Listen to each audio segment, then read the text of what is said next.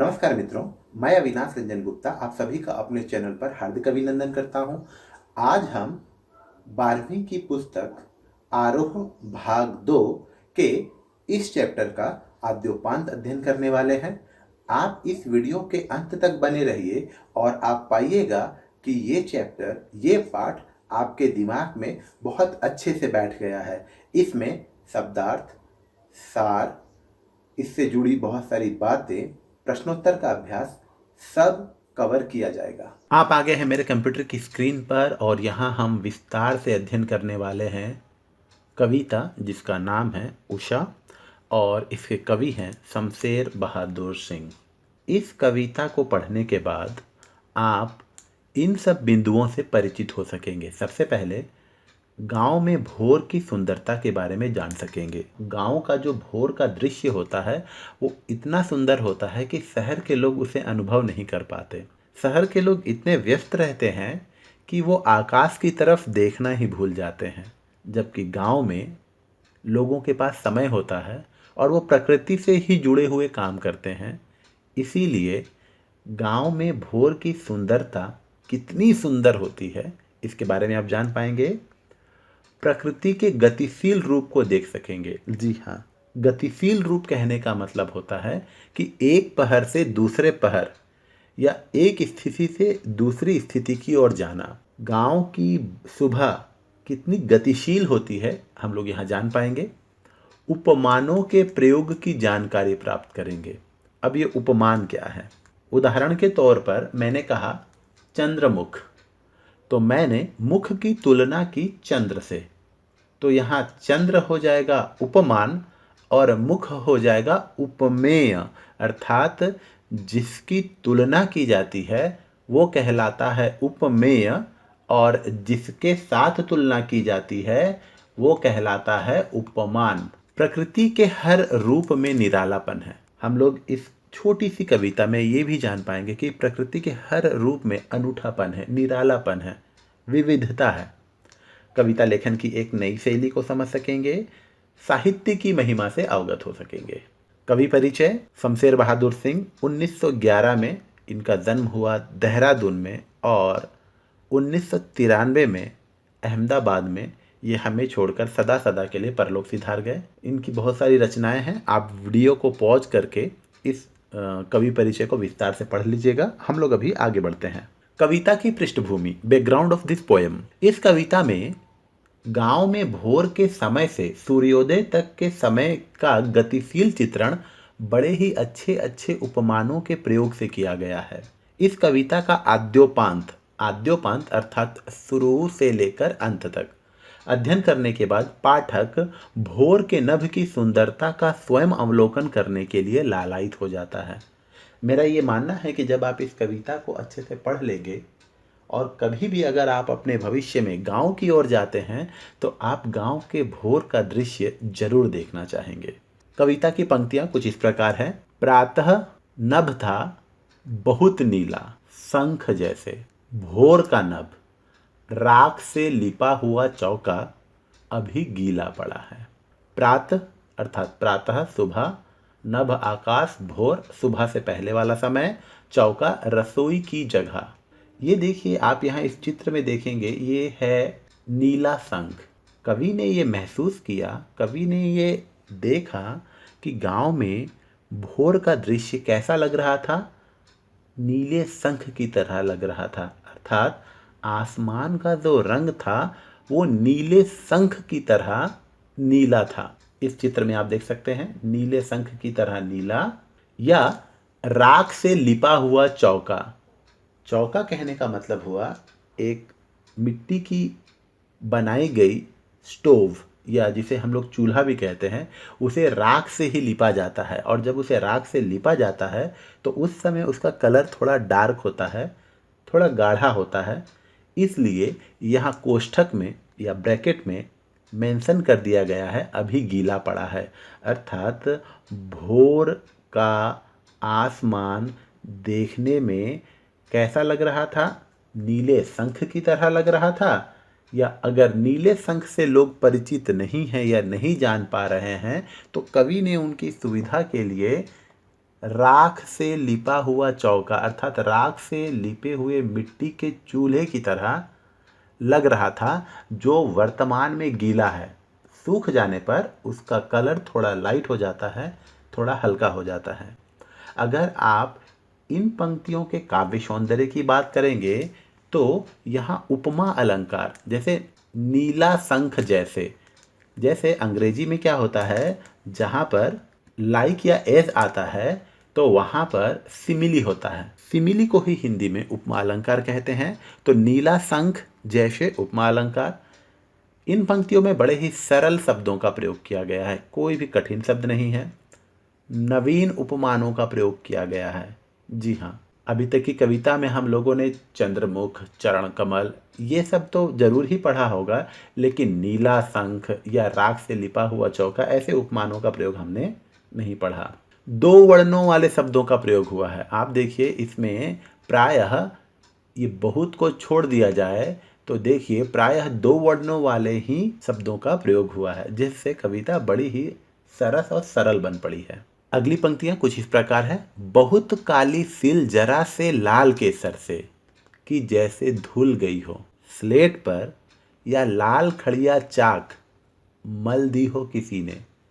भोर का दृश्य और सूर्य की जब पहली किरण प्रस्फुटित हुई तो ऐसा लगा मानो काली सिल, सिल मतलब एक ऐसा पत्थर जिस पर गांव की औरतें या हमारे समय में हमारी माताएं मसाला पीसा करती थी। तो एक काली सिल, उस पर लाल केसर घिस देने से जैसे उस काले पत्थर में लालिमा आ जाती है, या काले स्लेट पर लाल चौक से घिस देने पर जैसे लालिमा आ जाती है, वैसे ही भोर के नभ में जब सूर्य की पहली किरण प्रस्फुटित हुई तो दृश्य ठीक वैसा ही लगने लगा, जैसे काली सिल में लाल केसर घिस दिया गया हो या स्लेट पर लाल चौक से किसी ने कुछ लिख दिया हो। ये दृश्य आप देख सकते हैं। काव्य सौंदर्य की बात करें तो काली सिल, यहाँ भी ल और यहाँ भी ल, ल वर्ण की आवृत्ति के कारण यहाँ अनुप्रास अलंकार हो गया। सरल शब्दों का प्रयोग तो है ही। मुक्त छंद का प्रयोग, मुक्त छंद उसे कहते हैं जिसमें छंद, अनुप्रास या काव्य के जो नियामक है, जो नियम हैं, उनका पालन नहीं किया जाता, बस कविता लिख दी जाती है, उसे कहते हैं मुक्त छंद। और उत्प्रेक्षा अलंकार का प्रयोग, उत्प्रेक्षा अलंकार का प्रयोग कैसे हुआ है? उत्प्रेक्षा अलंकार मानो, मनो, मनहु, जानो, जनहो, जनहु, ज्यों त्यों, इन सब का प्रयोग जहाँ होता है वहाँ उत्प्रेक्षा अलंकार होता है। तो यहाँ कवि को लग रहा है कि मानो स्लेट पर लाल खड़िया चौक से किसी ने मल दिया हो। आकाश को देखकर ऐसा लग रहा है, सूर्य की पहली किरण प्रस्फुटित हुई और आकाश में जब हल्की हल्की लालिमा छा गई तो उस दृश्य को देखकर कवि को लग रहा है कि मानो किसी ने स्लेट पर लाल चाक या लाल चौक से वहाँ घिस दिया हो या काली सिल पर लाल केसर धुल गई हो, इसलिए यहाँ पर उत्प्रेक्षा अलंकार का प्रयोग है। अगली पंक्तियाँ कुछ इस प्रकार हैं। नील जल में या किसी की गौर झिलमिल देह जैसे हिल रही हो, और जादू टूटता है इस उषा का अब सूर्योदय हो रहा है। सूर्योदय के वक्त सूर्य जब क्षितिज से ठीक ऊपर होता है, होराइजन से ठीक ऊपर होता है, उस समय सूर्य का प्रतिबिंब या सूर्य की चमक नदियों के लहरों पर जब पड़ती है तो उस दृश्य को देखकर कवि को ऐसा लगता है कि मानो किसी का गोरा शरीर नदी में स्नान कर रहा हो। और इसी के साथ भोर से लेकर सूर्योदय तक के सफ़र का अंत होता है और ये सारा जादू टूट जाता है, क्योंकि सूर्योदय हो चुका है और अब आसमान नॉर्मल नीला हो जाता है और अब कोई भी गतिशीलता लक्ष्य नहीं की जा सकती। इसके बहुत सारे कारण हैं। पहला कारण ये कि सूर्य जब आकाश में चमकने लगता है तो सभी लोग अपने अपने कामों में चले जाते हैं और उनके पास इतना समय नहीं होता कि वो इस गतिशील प्रकृति को लक्ष्य कर सकें, देख सकें। लेकिन भोर से लेकर सूर्योदय होने तक ये परिवर्तन, ये गतिशीलता गांव के प्रायः सभी लोग नोटिस करते हैं। इसीलिए यहाँ पर कवि कह रहे हैं और जादू टूटता है, अर्थात जादू टूट गया है, सूर्योदय पूरा हो चुका है और अब सभी लोग अपने अपने कामों पर चले जाएंगे और किसी के पास अब प्रकृति में आने वाले बदलाव को या प्रकृति की गतिशीलता को देखने का समय नहीं होगा। काव्य सौंदर्य की बात करें तो नील जल लावण्य की आवृत्ति है, तो यहाँ अनुप्रास अलंकार हो जाएगा। सरल शब्दों का प्रयोग तो है ही। नील जल उत्प्रेक्षा अलंकार है।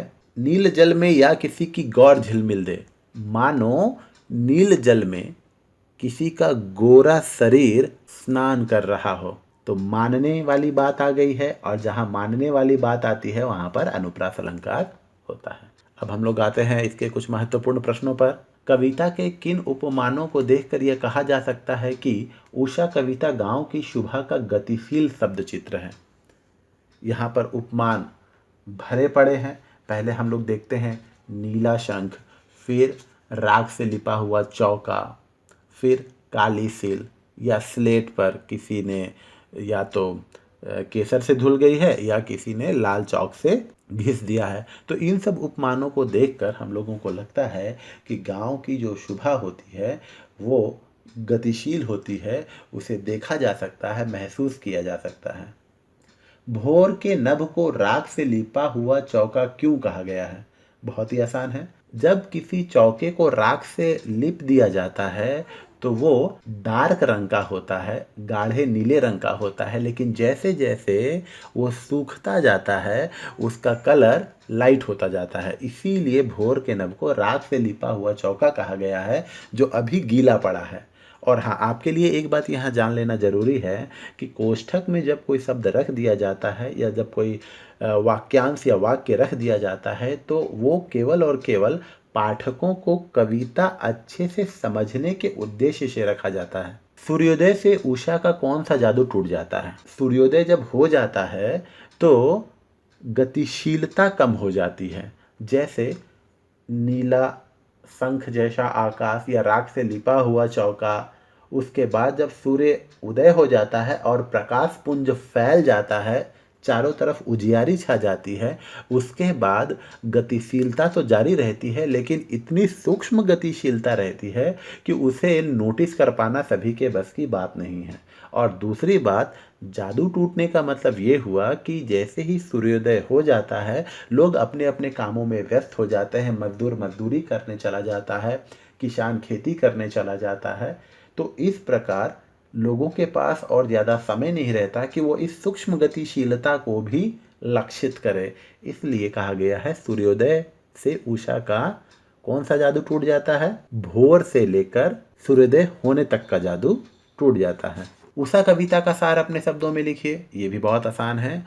उषा कविता का सार या उषा कविता का उद्देश्य यह है कि हम प्रकृति प्रेमी बने, गांव की तरफ कभी रुख करें, वहाँ के आसमान को देखें, प्रकृति के अनूठेपन को देखें, महसूस करें कि प्रकृति से सुंदर और कुछ नहीं, प्रकृति हर समस्या का इलाज है। शमशेर बहादुर सिंह ने भी उषा कविता के माध्यम से यही बताने का प्रयास किया है कि उषा कितनी सुंदरता अपने में समेटी हुई है, लेकिन हम लोग कृत्रिम चीज़ों की सुंदरता को ही सर्वोपरि मान बैठे हैं, जो कि सरासर गलत है। उम्मीद करता हूँ आपको ये वीडियो अच्छा लगा होगा। आप वीडियो के दिए गए डिस्क्रिप्शन में 2 लिंक मिलेंगे आपको। एक इस कविता का है और दूसरा लिंक इसके महत्वपूर्ण प्रश्नोत्तर और शब्दार्थ आदि पर है। आप चाहें तो उसे डाउनलोड करके इसका गहरा अध्ययन कर सकते हैं। धन्यवाद।